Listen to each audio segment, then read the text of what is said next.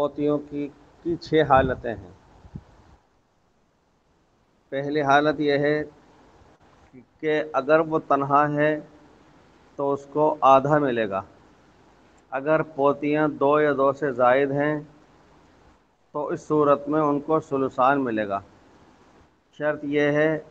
کہ بیٹیاں موجود نہ ہوں۔ تیسری حالت یہ ہے وَلَهُنَّ السُّدُسُ مَعَ الْوَاحِدَةِ الثُّلُثَيْنِ تَكْمِلَةً لِلثُّلُثَيْنِ کہ پوتیوں کو چھٹا حصہ ملتا ہے۔ یہ اس صورت میں ہوتا ہے جبکہ میت نے ایک بیٹی چھوڑی ہو، تو ایک بیٹی کو نصف مل جائے گا اور سدس پوتی کو مل جائے گا۔ یہاں ثلثان کی تکمیل بھی ہو جائے گی، یعنی مجموعی طور پر بیٹی کو نصف دیے جانے کے بعد اور پوتی کو سدس دیے جانے کے بعد مجموعہ ہو جائے گا 66%۔ یہ ثلثان ہو جاتا ہے۔ ولا یرثن مع الصلبیتین اور پوتیاں 2 بیٹیوں کی موجودگی میں وارث نہیں ہوتی۔ وجہ اس کی یہ ہے کہ حدیث پاک پہلے گزر چکی ہے کہ جنس بیٹی کے لیے ثلثان ہوا کرتا ہے، یعنی اگر 2 بیٹیاں ہوں یا 2 پوتیاں ہوں یا ایک بیٹی اور ایک پوتی ہو، غرض ہے کہ بنات اگر 2 ہیں یا 2 سے زائد ہیں تو ان کو ثلثان ملا کرتا ہے، اس سے زائد نہیں ملا کرتا۔ تو جب اگر میت کی 2 بیٹیاں موجود ہیں تو ثلثان تو 2 بیٹیاں ہی لے لیں گی، پوتی کو دیے جانے کے لیے کچھ نہیں بچے گا۔ یہ ہوئی ایک حالت ولا یرثن مع الصلبیتین۔ اس کے بعد الا ان یکن بحذائہن او اسفل منہن غلام فیعصبہن، مگر ہاں اس صورت میں 2 بیٹیوں کے ہوتے ہوئے بھی پوتی کو ترکہ مل سکتا ہے جبکہ پوتی کے ساتھ میں کوئی مذکر بھی موجود ہو، یعنی پوتی کے ساتھ میں کوئی پوتا بھی موجود ہو۔ او اسفل منہن، یا اگر اس پوتی کے ساتھ اسی کے درجے کا کوئی پوتا موجود نہیں ہے لیکن اس سے نیچے کے درجے میں کوئی موجود ہو مذکر، یعنی کہ پڑ پوتا، سکڑ پوتا، لکڑ پوتا، بکڑ پوتا، چاہے کتنے ہی نیچے تک کا ہو، تو اس صورت میں جبکہ 2 بیٹیاں موجود ہیں پوتی بھی وارث بن جائے گی، اس بنیاد پر نہیں کہ وہ پوتی ہے بلکہ اس بنیاد پر کہ وہ پوتے کے ساتھ میں ہے، پوتا پوتی کو اپنے ساتھ میں عصبہ بنا لے گا۔ والباقی بینہم للذکر مثل حظ الانثیین، اور اس پوتا پوتی کو باہم اکہرا اور دوہرا کے اعتبار سے ترکہ مل جائے گا۔ ویسقطن بالابن، اور پوتیاں بیٹے کی موجودگی میں ساقط ہو جاتی ہیں۔ اب اس کے بعد کل آخری جملہ یہ ہوا تھا وَلَوْ تَرَكَ ثَلَاثَ بَنَاتِ ابن، کہ اگر میت نے 3 پوتیاں چھوڑیں لیکن اس انداز سے چھوڑیں کہ بعض کے نیچے درجے کی ہیں، یعنی کوئی پوتی ہے، کوئی پڑ پوتی ہے، کوئی لکڑ پوتی ہے، ایک درجے کی نہیں ہے۔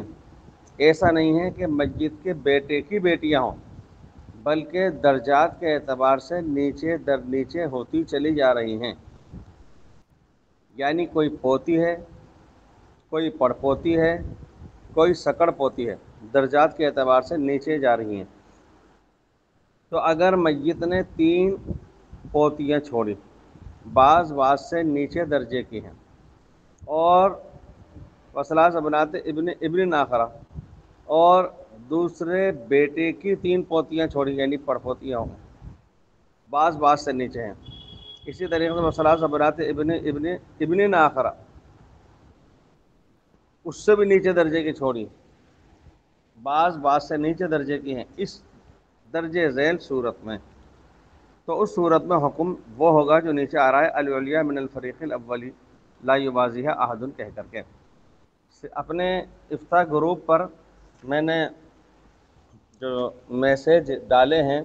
اور جو مثالیں لکھی ہیں اس کو آپ موبائل میں اپنے کھول کر کے ملاحظہ فرما لیجیے۔ اس سے زیادہ اچھا اور بہتر تو یہ ہوتا کہ چونکہ میں تقریباً گھنٹے بھر پہلے وہ میسیج اپنے گروپ پر افتا کے ساتھیوں کو ڈال چکا ہوں، تو زیادہ بہتر اور آسانی ساتھیوں کو صورت میں ہو جاتی، جبکہ وہ موبائل میں سے وہ میسیج دیکھ کر اپنی کاپیوں میں نقل فرما لیتے پہلے سے، تو اس وقت میں وہ کاپی تو سامنے ہوتی اور موبائل کے ذریعے سے اپنا مذاکرہ ویڈیو کے ذریعے سے جاری رہتا۔ بہرحال تو چاہے آپ سراجی کتاب کے اندر دیکھ لیجئے جو مثالیں بنی ہوئی ہیں، اور چاہے آپ اپنے گروپ پر آئے ہوئے نقشے کے مطابق اس میں دیکھ لیجئے۔ اپنے نقشے کے اندر جو بنا کر کے مثالیں بھیجی گئی ہیں اس میں الگ الگ عربی نسخہ جو کہ عرب والا نسخہ ہے اس میں سے بھی ایک بھیجا گیا ہے فوٹو، اس کا وہ ذرا واضح ہے، اور ایک الگ سے بھی لکھ کر کے بھیجا گیا ہے۔ تو بہرحال اب کتاب کے اندر سراجی میں جو انہوں نے مثال دی ہے الفریق الاول، الفریق الثانی، الفریق الثالث، یعنی میت جس کا نام زید ہے، اس میت زید کے 3 لڑکے ہیں، ایک کا نام عمر ہے، دوسرے کا بکر ہے اور تیسرے کا خالد ہے۔ چاہے سراجی میں دیکھ لیجئے چاہے اپنی کاپی میں دیکھ لیجئے۔ تو میت زید ہے، اس کے 3 لڑکے ہیں، عمر اور بکر اور خالد، یہ تینوں زید کے بیٹے ہیں۔ ظاہر بات ہے کہ یہ تینوں کے تینوں بیٹے فوت ہو چکے ہیں، اس لیے کہ جو بحث ہم پڑھ رہے ہیں وہ پوتی سے متعلق ہے، اور پوتی کا نمبر بیٹے کی موجودگی میں آنا ممکن نہیں ہے، اس لیے یہ ہمیں مان کے چلنا پڑے گا کہ یہ تینوں بیٹے زید کے، عمر، بکر اور خالد، یہ تینوں کے تینوں فوت ہو چکے تھے،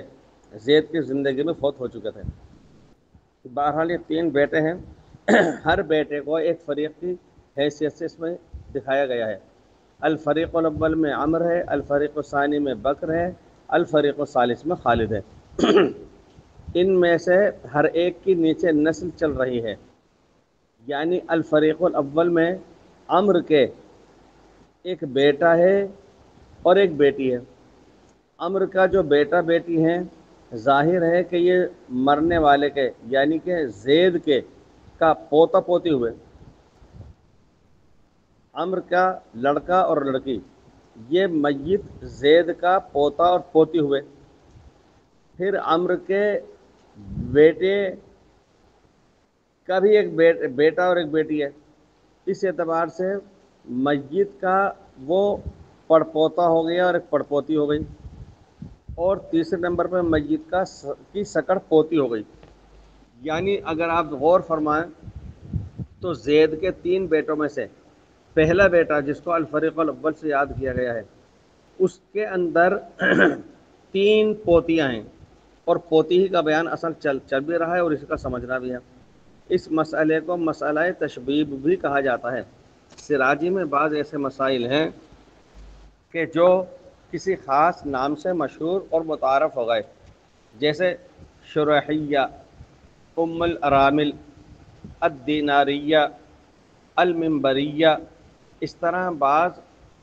مثالیں وہ ناموں کے ساتھ مشہور ہو گئیں جن کے پیچھے مستقل طور پر کوئی نہ کوئی تاریخی حیثیت اس کی ہے یا واقعہ اس کے ساتھ ہے، وہ جب آئیں گی آگے چل کے تب انشاءاللہ اس پہ متعلق عرض کر لیں گے۔ تو تشبیب یعنی جس طرح پہلے زمانے میں شعراء کسی قصیدے یا مدح کے شروع میں ایسے اشعار لایا کرتے تھے جس کے اندر شراب و شباب کا، حسن کا ذکر ہوا کرتا تھا، تمہید قائم کرنے کے بعد وہ اصل موضوع پر آ جایا کرتے تھے، ایسا ہوا کرتا تھا، اس سے ذہن و دماغ متوجہ ہوتا تھا اصل قصیدے کے سننے کی طرف۔ چونکہ یہ مثال بھی اس طرح کی ہے کہ اس میں نسل در نسل یا درجہ بدرجہ پوتیاں آتی چلی جا رہی ہیں، تو طالب علم کا ذہن اس طرف مرکوز ہوتا ہے، متوجہ ہوتا ہے، دماغ لگ جاتا ہے اس کو سمجھنے کی طرف اور دلچسپی پیدا ہو جاتی ہے، اس واسطے بھی اس کو تشبیب کہہ دیا جاتا ہے۔ یا چونکہ اس کے اندر میں اصلاً خواتین سے متعلق یا اناث سے متعلق بحث ہے اس وجہ سے بھی کہہ دیا جاتا ہے۔ بہرحال یہ مسئلہ تشبیب اس کا نام ہے۔ تو زید کے 3 بیٹوں میں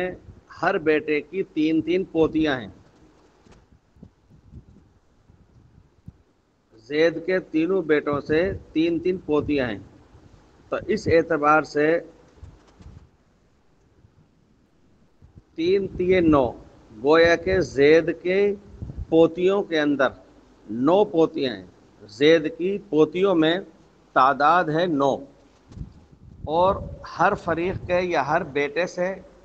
تین تین ہیں، لیکن درجات ان کے بدل گئے۔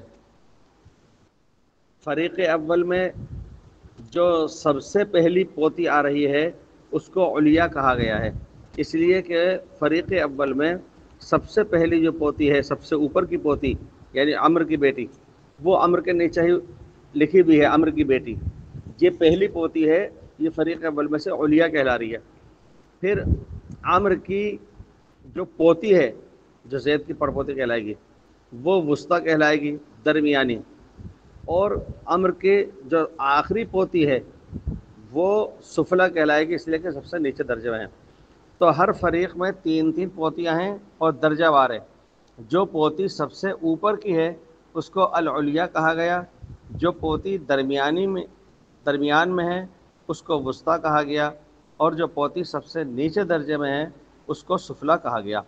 ہر درجے میں یہ تین تین ہیں، اور اس انداز سے ہے کہ فریق اول کی علیا پوتی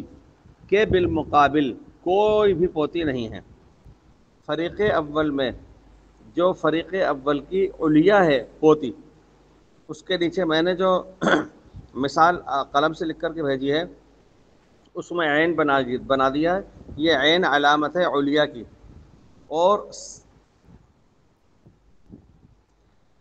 اور واو علامت ہے وسطیٰ کی، اور سین علامت ہے سفلا کی۔ ہر درجے میں تین تین ہیں، علیا، وسطیٰ اور سفلا، لیکن اس انداز سے ہیں کہ زید کی 9 پوتیوں میں سے پہلی پوتی جو عمر کی بیٹی ہے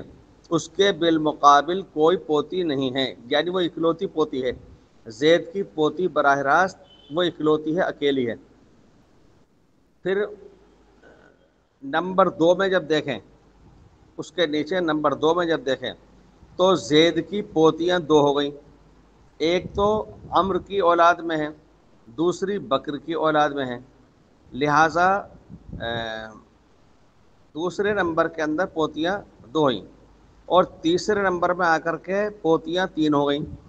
اس لیے کہ فریق اول میں بھی ایک پوتی ہے، فریق ثانی میں بھی ایک پوتی ہے، اور فریق ثالث میں بھی ایک پوتی ہے۔ نمبر 1 کے اندر صرف ایک پوتی ہے، اس لیے کہ اس کے مقابلے میں کوئی نہیں۔ نمبر 2 کے اندر 2 پوتیاں ہیں، تیسری نہیں ہے۔ نمبر 3 کے اندر 3 پوتیاں ہیں، نمبر 3 کے اندر 3 پوتیاں ہیں۔ نمبر 4 میں صرف 2 پوتیاں رہ گئیں، اور نمبر 5 میں صرف ایک پوتی رہ گئی۔ تو اب اس میں سمجھنے کی بات یہ ہے کہ اگر زید کی ان درجہ وار 9 پوتیوں میں سے پہلی پوتی جو محض ایک واسطے سے زید کی پوتی ہوتی ہے، صرف ایک واسطے سے، وہ نصف لے لے گی، اس لیے کہ ہم یہ پڑھ چکے ہیں کتاب کے اندر کہ بیٹی کو نصف ملا کرتا ہے، لیکن اگر بیٹی نہیں ہو تو پوتی بمنزلہ بیٹی کے ہو جاتی ہے، اگر بیٹی نہیں ہے پوتی ہے تو پوتی کو نصف ملا کرتا ہے۔ یہاں پر چونکہ زید کی 9 پوتیوں میں سے پہلی پوتی جو براہ راست اس کی پوتی ہے صرف ایک واسطے سے، اس کو نصف مل جائے گا۔ جب نصف دے دیا تو اب نصف بچا۔ نمبر 2 کے اندر جب دیکھیں گے تو نمبر 2 میں 2 پوتیاں ہیں، یہ ہم پڑھ چکے تھے کہ پوتی کو آدھا ملتا ہے اور پڑپوتی کو چھٹا حصہ مل جائے گا، اس لیے کہ آدھا اور چھٹا دونوں ملا کر کے ثلثان کی تکمیل ہو جاتی ہے، وہ 66% بن جاتا ہے۔ لہٰذا مسئلہ بنے گا 6 سے، 6 میں سے نصف تو دے دیا زید کی براہ راست پوتی کو، اور سدس دیا زید کی 2 پڑ پوتیوں کو، زید کی 2 پڑ پوتیوں کو۔ یہاں پر یہ بات پھر ہم ذہن نشین کر لیں کہ جس طرح زید کے تینوں بیٹے اس کی زندگی میں فوت ہو چکے تھے، اس لیے کہ اگر زید کا کوئی ایک بیٹا بھی زندہ رہتا تو پوتیوں کا یا پوتوں کا تو نمبر نہیں آتا۔ وہ تینوں بیٹے زید کی زندگی میں فوت ہو چکے تھے۔ نمبر دو یہ کہ زید کی جو حقیقی پوتی ہے اس میں تین پوتے ہیں، لیکن وہ تینوں پوتے آپ یہ مان کے چلیے گا کہ زید کی زندگی میں فوت ہو چکے تھے، وہ مر چکے تھے۔ کیوں؟ اس لیے کہ اگر ان پوتوں کو آپ زندہ مانیں گے تو پھر پوتی کو نصف دیے جانے کا سوال پیدا نہیں ہوتا۔ اگر یہ پوتے موجود، یہ زندہ ہوتے تو وہ اس پوتی کو اپنے ساتھ میں عصبہ بنا لیتے، متعینہ حصہ پوتی کو نہیں ملتا۔ اس لیے یہ مان کے چلیں کہ جس طرح زید کے تینوں بیٹے فوت شدہ ہیں، اسی طرح زید کے پوتے بھی تینوں فوت شدہ ہیں، اور جس طرح زید کے تینوں پوتے فوت شدہ ہیں، اسی طرح زید کے تینوں پڑپوتے بھی وفات پا چکے تھے زید کی زندگی میں۔ یہ بات ہمیں مان کے چلنا پڑے گی، اس واسطے تاکہ پوتیوں کو حصہ متعینہ دیا جا سکے۔ پوتیوں کو متعینہ حصہ ذکور کی موجودگی میں نہیں ملا کرتا، اس صورت میں تو وہ عصبہ بن جاتی ہیں۔ تو فریق اول کی جو پہلی پوتی ہے اس کو تو نصف مل جائے گا، یعنی کہ 6 میں سے 3، اور زید کی پڑپوتیوں کے اندر یعنی فریق اول کی تو وہ وسطی ہے اور فریق ثانی کی وہ علیہ ہے، ان دونوں کو ملا کر کے چھٹا ملے گا، یعنی جو 16% ملے گا ان دونوں کو، زید کی پڑپوتیوں کو، تو وہ 16% میں سے 8% لے لیں گی، اس لیے کہ 2 ہو گئی پوتیاں۔ اس کے نیچے جو میں نے قلم سے لکھ کر کے میسج کیا ہے، اس میں تیسرے نمبر پر بھی 3 پوتیاں ہیں، 3 پوتیاں ہیں۔ فریق اول کی تو سفلا ہے، اور فریق ثانی کی وسطی ہے، اور فریق ثالث کے اندر بھی علیہ ہے، یعنی 3 پوتیاں ہیں 3 نمبر میں۔ اور اگر رشتہ میت سے جوڑ کے دیکھیں گے تو یہ کیا بنیں گی؟ یہ بنیں گی پوتی، پڑپوتی، سکڑ پوتی، یہ سکڑ پوتی بن رہی ہیں۔ ان سکڑ پوتیوں کو کچھ بھی نہیں ملے گا، ان سکڑ پوتیوں کو کچھ بھی نہیں ملے گا۔ وجہ کیا ہے؟ ولا یرثنا مع صلبیتین، جو پڑھا تھا کہ جس طرح 2 بیٹیوں کی موجودگی میں پوتیاں ساقط ہو جاتی ہیں، اسی طریقے سے 2 پوتیوں کی موجودگی میں پڑپوتی ساقط ہو جائے گی، اس واسطے کہ نصف اور سدس ملا کر کے ثلثان اوپر دیا جا چکا ہے، تو یہاں پر سکڑ پوتی کو کچھ بھی نہیں ملے گا۔ لہٰذا مثال میں 3 نمبر کی جو تینوں پوتیاں ہیں وہ وارث نہیں بنیں گی، وہ وارث نہیں بنیں گی۔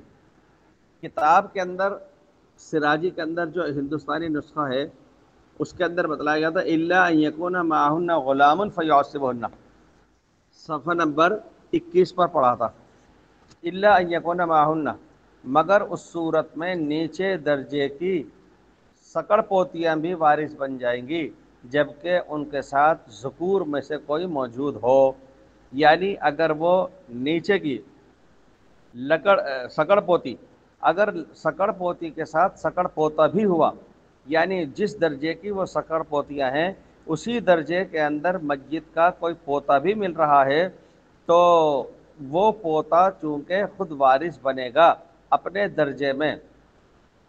تو اپنے ساتھ میں اپنے درجے کی پوتیوں کو بھی وارث بنا دے گا، جو حقیقت میں سکڑ پوتیاں کہلاتی ہیں۔ اس لیے کہ الا ان یکون معہن غلام، کہ جب ان وارث نہ ہو سکنے والی یا متعینہ حصہ نہ پانے والی پوتیوں کو، جب حصہ نہ پانے والی پوتیوں کو کچھ نہیں مل پا رہا ہو تو ان کے ساتھ اگر کوئی مذکر بھی موجود ہے ان کے درجے میں تو وہ خود بھی وارث بن جائے گا بطور عصبہ ہونے کے، اور جب خود وارث بنے گا تو اپنے درجے کی پوتیوں کو بھی وارث ٹھہرا دے گا۔ اس کے بعد اس کتاب میں سراجی میں ایک لفظ پڑھا تھا کل، الا ان یکون بحذائہن او اسفل منہن غلام، کہ یا تو ان پوتیوں کے درجے کے اندر ہو وہ مذکر، اور اگر ان کے درجے میں نہیں ہے تو پھر ان کے نیچے درجے میں جا کر ہو، تو جو مثال میں نے قلم سے لکھ کر کے میسیج کی ہے گروپ پر، اس میں نمبر 4 ملاحظہ فرمائیے۔ نمبر 4 کے اندر زید کی اور نسل کے اندر فریق ثانی میں نیچے نیچے ایک تو ابن ہے اور ایک بنت ہے، اور فریق ثالث میں ابن بھی ہے اور بنت بھی ہے۔ یعنی فریق ثانی کے اندر اگر دیکھیں تو آخر کے اندر ایک پوتا بھی ہے اور ایک پوتی بھی ہے، اور فریق ثالث میں بھی ایک پوتا اور ایک پوتی دونوں موجود ہے۔ تو اگر مان کے یہ چلتے ہیں کہ اگر 4 نمبر والی صورت میں 4 نمبر میں یہ پوتے موجود ہیں، جو درجے کے اعتبار سے کیا کہلائیں گے؟ پوتا، پڑ پوتا، سکڑ پوتا، لکڑ پوتا، یہ لکڑ پوتے کہلائیں گے۔ تو 4 نمبر میں اگر لکڑ پوتا موجود ہے، چاہے اگر دونوں موجود ہیں لکڑ پوتے، تو وہ دونوں لکڑ پوتے وارث بن جائیں گے عصبہ ہونے کی حیثیت سے، چونکہ 6 میں سے 4 جو ثلثان ہیں وہ دیے جانے کے بعد 2 عدد ابھی بچے ہوئے ہیں، وہ 2 عدد چونکہ بچے ہوئے ہیں تو لہٰذا یہ لکڑ پوتے وارث بنیں گے، اور جب یہ لکڑ پوتے دونوں وارث بنیں گے تو اپنے درجے کی ان لکڑ پوتیوں کو بھی وارث بنا لیں گے، عصبہ بنا لیں گے، اور جب یہ اپنے درجے کی لکڑ پوتیوں کو وارث بنائیں گے تو ظاہر بات ہے کہ ان سے اوپر کی جو سکڑ پوتیاں 3 ہیں وہ بھی ان کے ساتھ میں وارث بنیں گی۔ لہٰذا اس صورت میں مسئلہ چونکہ 6 سے بنے گا، 6 میں سے 3 زید کی پوتی لے لے گی، اور 6 میں سے سدس زید کی 2 پڑ پوتیاں لے لیں گی، اور اب جو 2 بچے وہ زید کی 3 لکڑ پوتیوں اور 2 سکڑ پوتیوں کو اور سکڑ پوتوں کو مل جائیں گے۔ وہ 2 عدد کس طرح سے ملیں گے؟ للذکر مثل حظ الانثیین، تقسیم کر لیے جائیں گے۔ اب ایک صورت اور مان کے چلیے فرضی طور پر،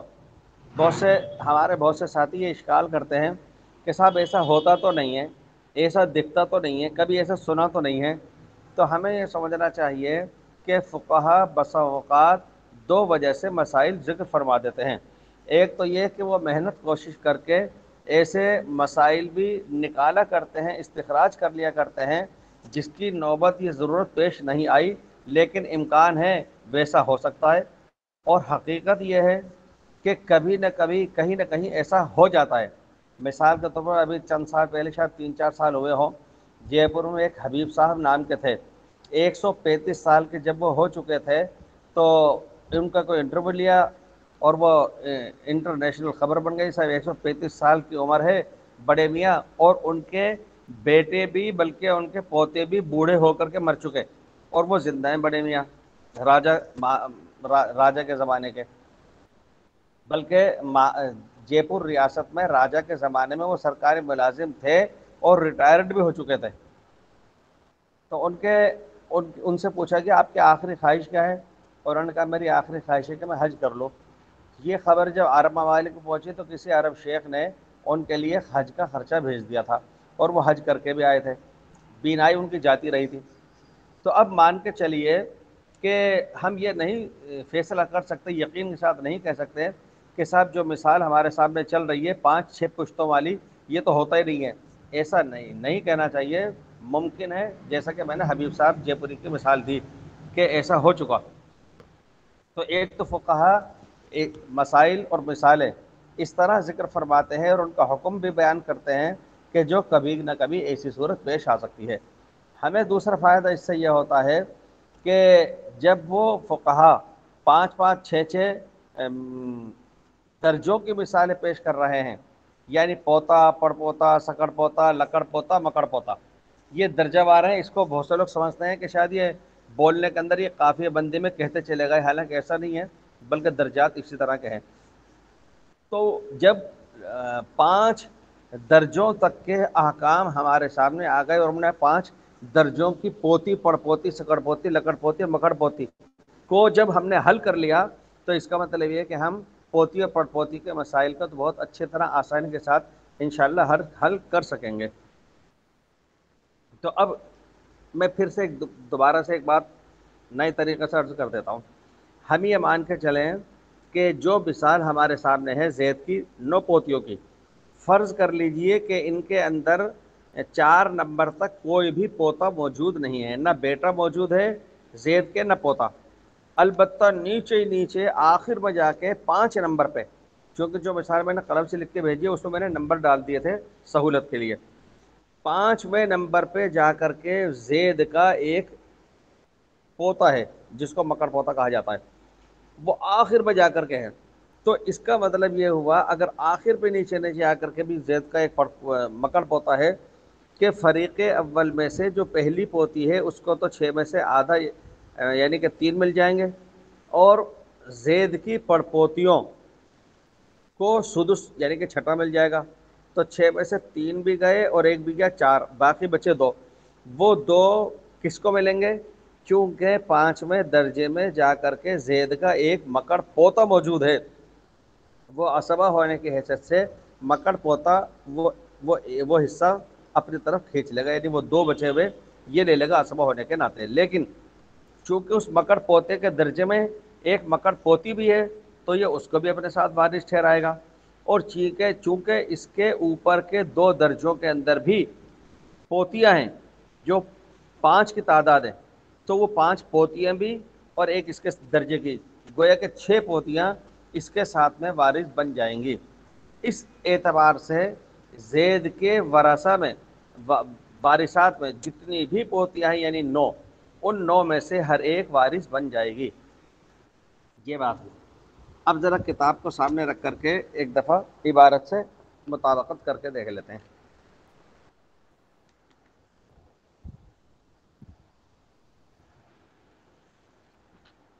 العلیاء من الفریق الاول لا یوازیها احد، مصنف علامہ سجاوندی فرماتے ہیں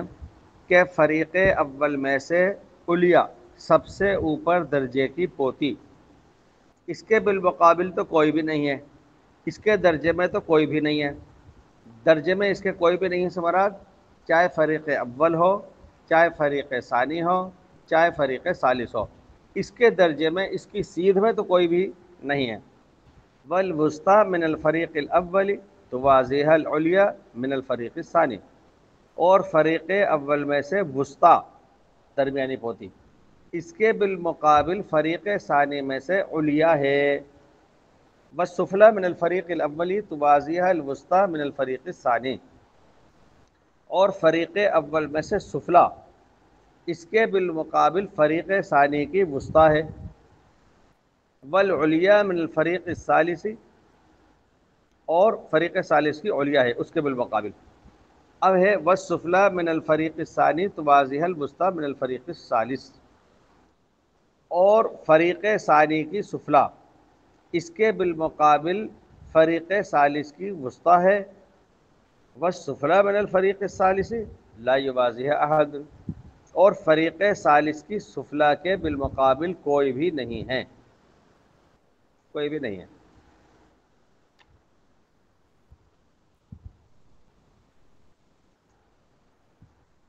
اذا عرفت هذا فنقول للعلیاء من الفریق الاول النصف، جب آپ یہ بات پہچان گئے تو اب ہم یہ کہتے ہیں کہ فریق اول میں سے علیاء کے لیے تو نصف ہے، فریق اول میں سے علیاء کے لیے نصف ہے، اور فریق اول میں سے وسطی کے لیے اس کے ساتھ میں جو اس کے درجے کے اندر ہے چھٹا ہے،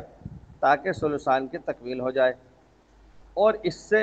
ان کے نیچے کی درجات والیوں کے لیے کچھ بھی نہیں ہوگا، مگر ہاں اس صورت میں ہو جائے گا جب کہ ان کے ساتھ میں کوئی مذکر بھی موجود ہو، اگر مذکر موجود ہوگا فیعصبہن، تو وہ ان پوتیوں کو عصبہ بنا لے گا۔ کون سی پوتیاں؟ من کانت بحذائہ ہی، ان پوتیوں کو کہ جو اس کے خود کے درجے میں ہوں گی، اس کے خود کے بالمقابل ہوں گی، ومن کانت فوقہ، اور ان پوتیوں کو جو اس سے اوپر کے درجے میں ہوں گی، ممن لن تکن ذات سامن، یہ ہے ایک شرط کہ یہ نیچے کے درجے کا پوتا یا سکر پوتا یا لکڑ پوتا یا مکڑ پوتا جو وارث ٹھہرائے گا وہ انہیں کو وارث ٹھہرائے گا اوپر والیوں میں سے جو ذات سہم نہ ہوں، یعنی ذوی الفروض میں سے نہ ہوں، یعنی متعینہ حصہ نہ لے چکی ہوں، چونکہ سب سے اوپر درجے کی पोती वो तो निस्फ ले चुकी है, लिहाजा नीचे के दर्जे का पोता उनको अपने साथ असबा नहीं बनाएगा। यानी पोतियों को या ज़वील फुरूज के एतबार से अगर मिल गया तो असबात की हैसियत से उनको कुछ भी नहीं मिलेगा। ये मेमन लम तकुन ज़ाता सामिन, ये ऊपर वालियों में से उनको वारिस नहीं बनाएगा अपने साथ में और असबा नहीं बनाएगा जो पहले से हिस्सेदार हो चुकी हैं। यानी जिस पोती को निस्फ मिल चुका वो दोबारा भी नहीं लेगी असबा की हैसियत से, और जिन पोतियों को छठा हिस्सा मिल चुका था वो भी दोबारा से असबा की हैसियत से पोते के साथ में मिल करके नहीं ले सकेंगी। ये हुआ इसका मतलब।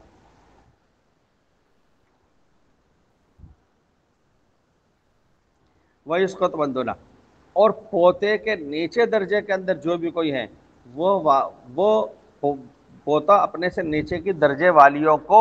साकित कर देगा। लिहाजा इस एतबार से अगर ये माने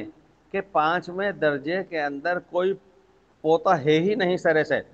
अगर ये माने कि पाँचवें दर्जे में कोई पोता नहीं है, जैसा कि ये इस हिंदी नुस्खे के अंदर सराजी के पाया गया है, तो इस सूरत में नीचे नीचे वाली यानी कि नवी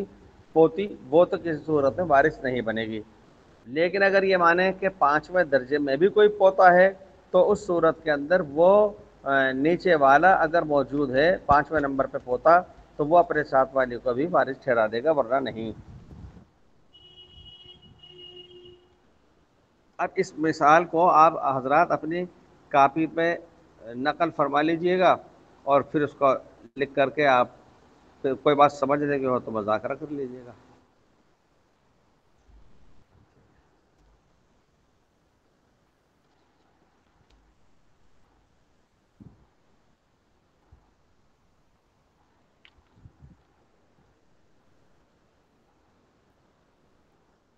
मय्यत की पोती चूँकि मय्यत से सिर्फ एक वास्ते से ताल्लुक़ रखती है, रिश्ता रखती है, लिहाजा उसको तो आधा मिल जाएगा। और पड़पोतियाँ जो मय्यत से दो दो वसीलों से ज़रिए से रिश्ता रखती हैं वो दूसरे नंबर की हो गई तो उनको छठा हिस्सा मिल जाएगा। और जो पोतियाँ मय्यत से तीन फासले रखती हैं, तीन वसीले या ज़रिए रखती हैं रिश्ते के अंदर, तो वो वारिस नहीं बन सकेंगी, इसलिए कि उनको दिए जाने के बाद ना निस्फ बचा ना सुदुस यानी कि सुलुसान में से बचा, तो वो वारिस नहीं होंगी। मगर अगर उनके दर्जे में या उनके नीचे दर्जे में कोई मुज़क्कर पाया गया तो वो मुज़क्कर ख़ुद भी वारिस बन जाएगा और इनको भी वारिस बना देगा। अब आप मुलाहिज़ा फरमाइए, व अम्मा लिल अख़वाति लि अबिन व उम्मिन फ़ अहवालुन ख़म्स, हकीकी बहनों की पांच हालतें हैं। हकीकी बहनों की पांच हालतें हैं। अन्निस्फ़ु लिल वाहिदती, अगर हकीकी बहन जिसको शकीकी भी कहा जाता है और ऐनी भी कहा जाता है, अगर वो तने तन्हा है, अकेली है, तो इस सूरत में उसको आधा मिलेगा। बस सुलुसान लिस्नतैन फ़साइदतन, और अगर हकीकी बहनें दो या दो से ज़ायद हैं तो उनको सुलुसान मिलता है। व माल अखिल अबी व उम्मिन लिज़्ज़करी मिस्लु हज़्ज़िल उन्सयैनी, और हकीकी भाई की मौजूदगी में हकीकी बहनों को इकहरा और दोहरा के एतबार से मिलेगा। व माल अखिल अबी व उम्मिन, और हकीकी बहनों को हकीकी भाई की मौजूदगी में लिज़्ज़करी मिस्लु हज़्ज़िल उन्सयैन के मुताबिक मिलेगा, यानी इकहरा और दोहरा के एतबार से मिलेगा। यसिरन बिही असबतन, ये हकीकी बहनें हकीकी भाई के साथ मिल कर के असबा हो जाएंगी। ये हकीकी बहनें अपने हकीकी भाई के साथ मिलकर असबा हो जाएंगी। उसकी वजह क्या है? लिइस्तिवाइहिम फिल क़राबती इलल मय्यिती, उनके मय्यत से क़राबत में बराबर होने की वजह से। हकीकी भाई کا جس قدر مضبوط اور مستحکم رشتہ میت سے ہے، ان حقیقی بہنوں کا بھی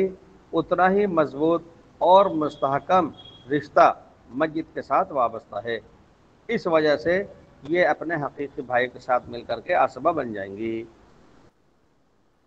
تو پہلی حالت تو ہوئی حقیقی بہن کو آدھا ملتا ہے،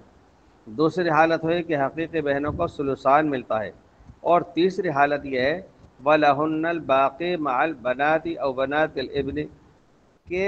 حقیقی بہنوں کو بیٹیوں کی موجودگی میں یا پوتیوں کی موجودگی میں باقی ملتا ہے، بچا ہوا ملتا ہے۔ یعنی اگر میت نے بیٹیاں چھوڑی یا پوتیاں چھوڑی تو اس صورت میں حقیقی بہن عصبہ بن جائے گی، یعنی بچا ہوا لے لے گی، یعنی بہن کو یا پوتی کو دیے جانے کے بعد جو بچے گا وہ لے لیں گی۔ مستدل اس کا رسول پاک اسلام کا ارشاد عالیہ اجعلوا الاخوات مع البنات عصبۃ، بہنوں کو بیٹیوں کی موجودگی میں عصبہ بنا لو۔ عصبہ کا مطلب ہوتا ہے بچا ہوا دے دو۔ اس کے اندر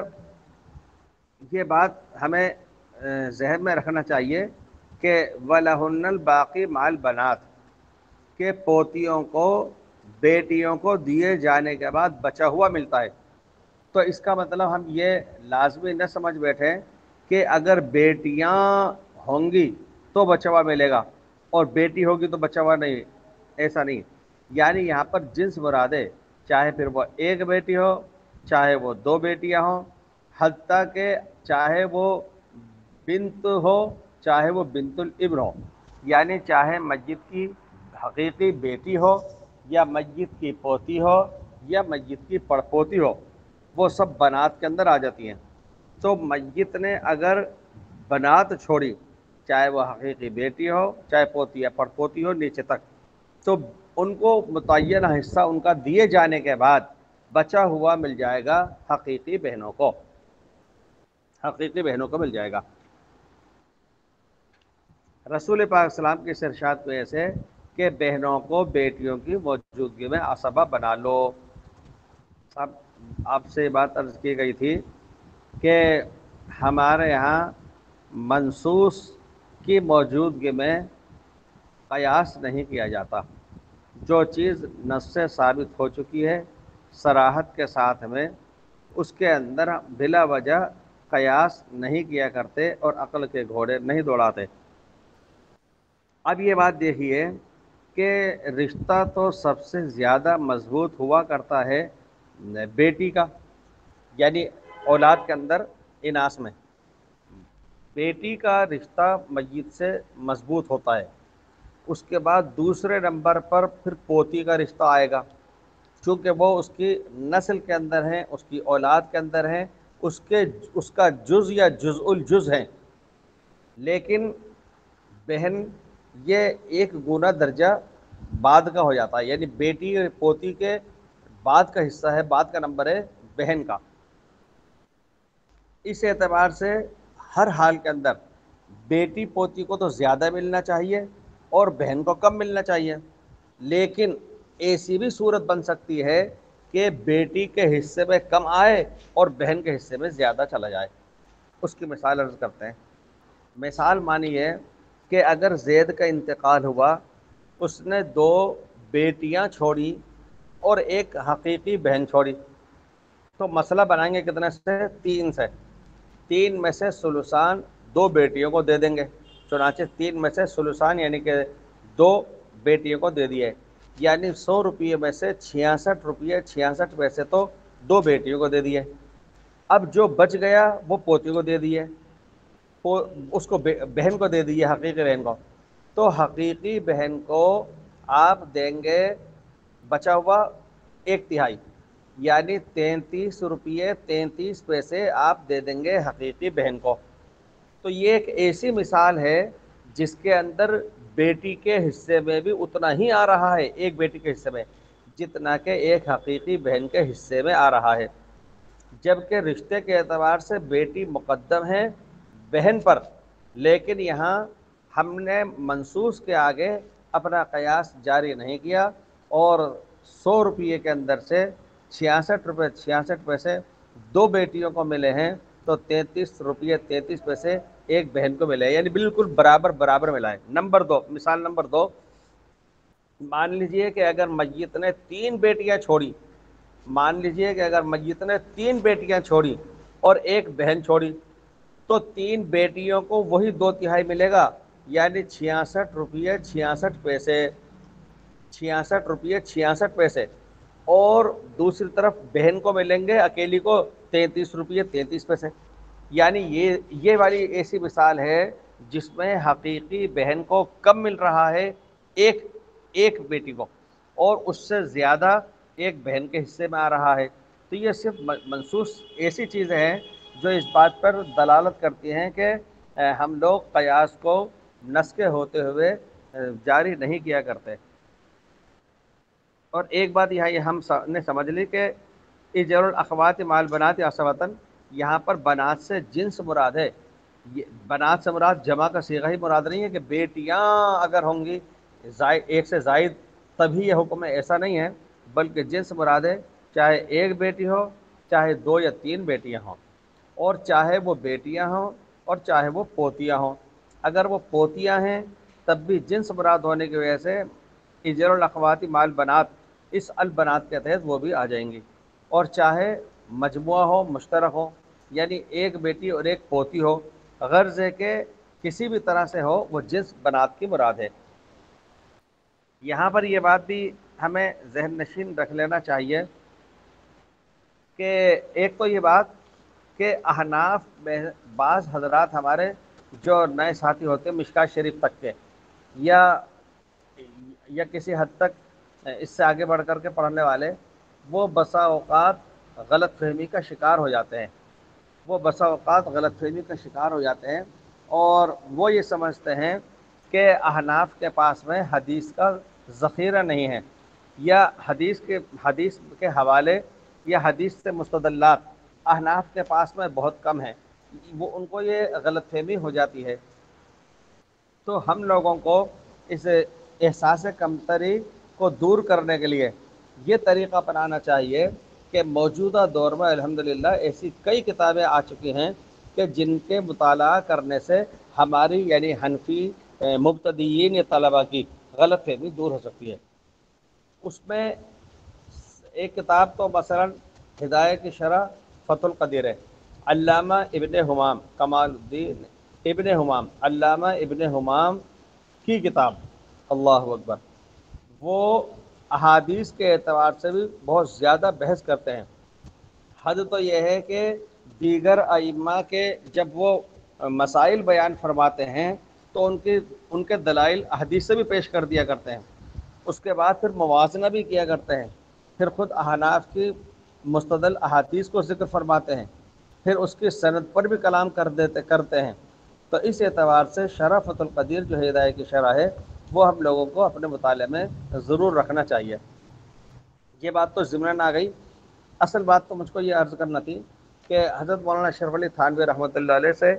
یہ بات کئی دفعہ کہی گئی کہ حضرت احناف کے پاس میں احادیث کا ذخیرہ اگر استدلال میں موجود ہے تو وہ بروئے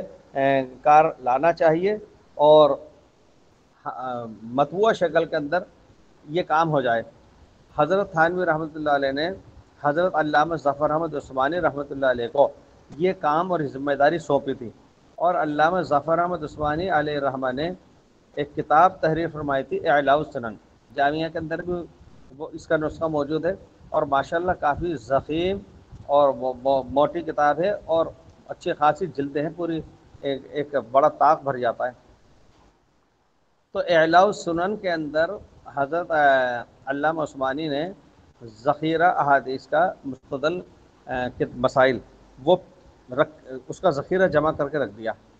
اس میں علامہ ظفر احمد عثمانی علیہ الرحمٰن نے یہ بات تحریر فرمائی ہے کہ یہ جو فقہا کے درمیان یا فرضیین یعنی علم فرائض والوں کے درمیان یہ حدیث مشہور ہو گئی کہ اجر الاخوات مال بنات یا سبتاً، اور انہوں نے فرمایا کہ باوجود تلاش اور جستجو و تتبع کے میں نے ان الفاظ کے اندر یہ حدیث نہیں پائی، البتہ اتنا ہے کہ حضرت معاذ بن جبل رضی اللہ تعالیٰ عنہ نے ایک فیصلہ کیا تھا، اور وہ فیصلہ کیا تھا انہوں نے بیٹی اور بہن کے سلسلے میں. یعنی ان کے سامنے ایک مقدمہ آیا کہ میت نے بیٹی اور بہن صرف دو وارث چھوڑے، تو حضرت معاذ بن جبل نے نصف تو دلوا دیا تھا بیٹی کو، اس وجہ سے کہ بیٹی کو آدھا ملا کرتا ہے اکلوتا ہونے کی صورت میں، وہ دلوا دیا، اور جو بچا وہ بہن کو دلا دیا. یہاں پر میں وہی بات پھر سے مکرر سے کرر دہرا رہا ہوں جو کل پرسوں پلے روز بھی میں دہراتا رہا ہوں، اس سے پہلے بھی دہراتا رہا ہوں،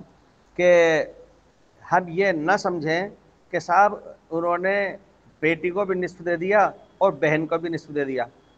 یہ تو ایک اتفاق ہے کہ جب ہم نے نتیجہ دیکھا، یہ کیلکولیٹر سے ہم نے اس کو جوڑ کے دیکھا، یہ عدد کے اندر جب ہم نے جوڑ کے دیکھا تو ہمیں یہ لگا کہ پرسنٹیج تو واقعتاً 50% آ رہا ہے. لیکن بنیاد یہ نہیں ہے، بنیاد یہ ہے کہ بیٹی کو تو نصف دیا تھا ذوی الفروض کی حیثیت سے کہ بیٹی کو نصف ملتا ہے، اور بہن کو جو نصف دیا تھا وہ باعتبار نصف ہونے کے نہ دے کر کے باعتبار بچہ ہوا دیا تھا، باعتبار مابقیہ اور بچہ ہوا ہونے کے دیا تھا. یہ فیصلہ ہے حضرت معاذ بن جبل کا، لیکن یہ اس وقت کا فیصلہ ہے جبکہ جناب رسالت مآب علیہ الصلوۃ والسلام موجود تھے. حضور پاک علیہ السلام کی حیات مبارکہ میں، حیات طیبہ میں یہ واقعہ پیش آیا تھا، اس لیے اس سے استدلال کیا جاتا ہے. حالانکہ حضرت عبداللہ بن عباس رضی اللہ تعالیٰ عنہ اس کے قائل نہیں تھے، وہ اس بات کو نہیں مانتے تھے کہ بیٹی کی موجودگی میں بہن کو بھی حصہ دار بنا دیا جائے اور اسبہ بنا دیا جائے اور اس کو بھی مابقیہ اتنا سارا دلا دیا جائے، وہ اس کے قائل نہیں تھے. اور حال جب حضرت عبداللہ بن عباس سے کہا بھی گیا کہ امیر المومنین حضرت عمر بن خطاب رضی اللہ عنہ نے تو فیصلہ ایسا فرمایا ہے کہ بیٹی کو دیے جانے کے بعد مابقیہ بہن کو دے دیا جائے، تو وہ اس پہ ناراض بھی ہوئے. ان کا استدلال تھا ان امرؤ ہلک لیس لہ ولد ولہ اخت فلہا نصف ما ترک. وہ یہ فرماتے تھے کہ قرآن پاک میں تو مطلق کہا گیا ہے کہ بھئی اگر اولاد نہیں چھوڑی مرنے والے نے تو بہن کو آدھا دے دو، لیکن اگر بیٹی موجود ہے تو وہ تو اولاد میں شامل ہے، تو اس لیے وہ اس کے قائل نہیں تھے. لیکن حضرت عمر رضی اللہ عنہ بھی اور اس کے قائل تھے، حضرت معاذ بن جبل کا بھی یہ فیصلہ تھا، اور احناف بھی یہ بات کہتے ہیں. یہ بات بیان کی گئی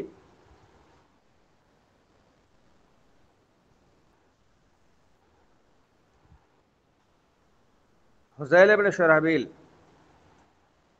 صحیح بات منقول ہے کہ ایک شخص نے حضرت ابو موسیٰ اشعری رضی اللہ تعالیٰ عنہ سے سوال کیا تھا اس مسئلے میں.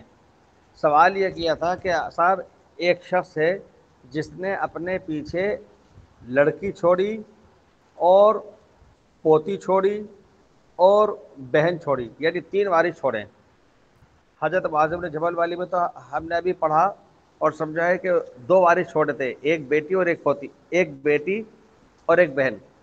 اور اس دوسری بات میں جو میں ابو موسیٰ اشعری رضی اللہ عنہ کے حوالے سے عرض کر رہا ہوں، اس کے اندر میت نے تین وارث چھوڑے ہیں، بیٹی اور پوتی اور بہن. یہ ابو موسیٰ اشعری رضی اللہ عنہ نے جواب اس کا یہ دیا کہ بیٹی کے لیے تو آدھا ہے اور باقی بہن کا ہے. لیکن حضرت ابو موسیٰ اشعری نے فوراً یہ کہا سائل سے کہ بھئی تم عبداللہ بن مسعود رضی اللہ عنہ سے آ کر کے دریافت کرو اور وہ جو جواب دے وہ مجھ کو بھی بتلا دینا. چنانچہ وہ شخص حضرت عبداللہ بن مسعود رضی اللہ عنہ کی خدمت میں حاضر ہوئے اور ان سے سوال کیا. انہوں نے یہ جواب دیا کہ آدھا تو ملے گا بیٹی کو.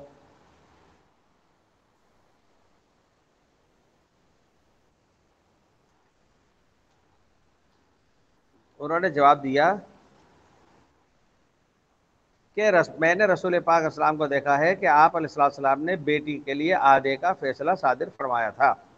اور پوتی کے لیے چھٹے کا فیصلہ صادر فرمایا تھا، تو یہ ثلثان ہو گیا،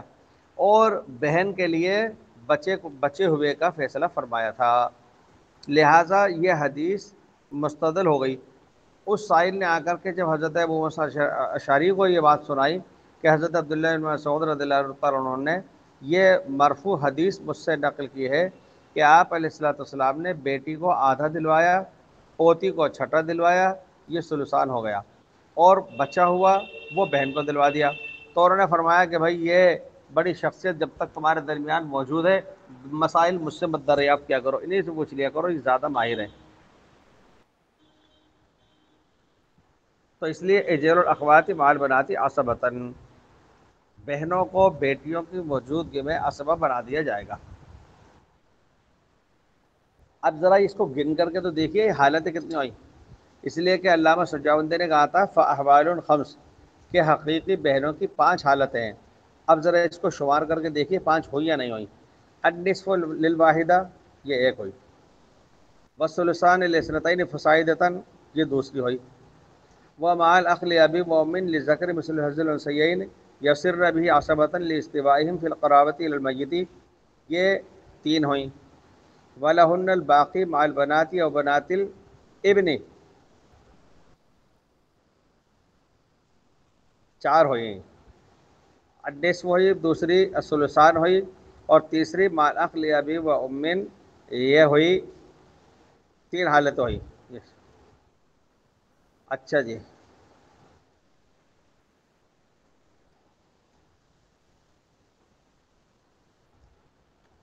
وَلَهُنَّ الْبَاقِي مَعَ الْبَنَاتِ وَبَنَاتِ الْإِبْنِ لِقَوْلِهِ عَلَيْهِ السَّلَامُ اجْعَلُوا الْأَخْوَاتَ مَعَ الْبَنَاتِ عَصَبَةً۔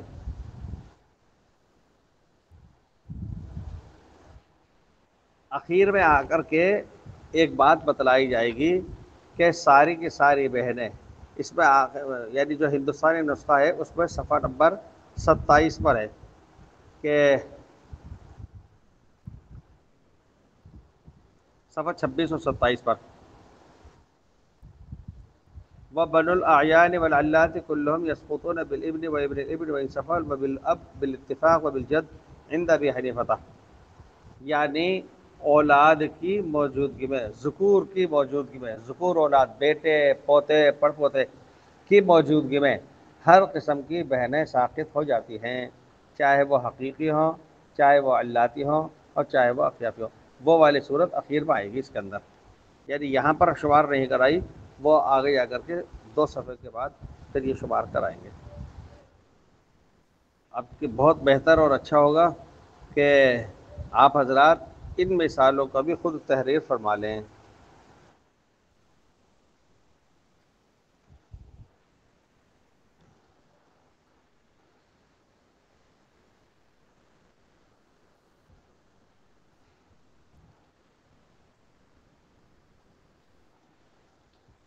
صحیح،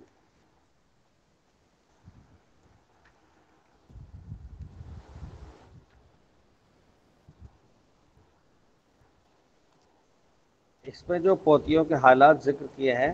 اس پر ایک دفعہ نظر ڈال لیجیے گا، ملاحظہ فرما لیجیے گا۔ آخری درجے میں تیسرے فریق میں انہوں نے صرف اخیر میں جا کے سب سے نیچے صرف بنت لکھا ہے۔ اگر اخیر میں جا کر کے صرف بنت ہے، وہ اس کے ساتھ کوئی ابن نہیں ہے، اخیر میں جا کر کے ہے 5ویں نمبر میں، وہ اگر تنہا ہے تو ہر حال میں مستقل طور پر ہر حال میں وہ محروم الارث رہے گی، اس کے حصے میں کچھ بھی نہیں آئے گا، اس لیے کہ اس کے ساتھ ذکور میں سے کوئی موجود نہیں ہے، وہ ذوی الفروج بھی نہ بن سکے گی اور عصبہ بھی نہیں بن سکے گی۔ ہندوستانی نسخے میں صفحہ 22 پر، اگر اس آخری میں آخری درجے کی پوتی جو فریق ثالث کے اندر ہے اور 5واں نمبر ہے، اگر اس کے ساتھ میں کوئی مذکر موجود ہے تو اس صورت میں ہی یہ وارث بن سکتی ہے، ورنہ نہیں بن سکتی، وہ امکان بھی جاتا رہے گا۔ ٹھیک ہے صاحب؟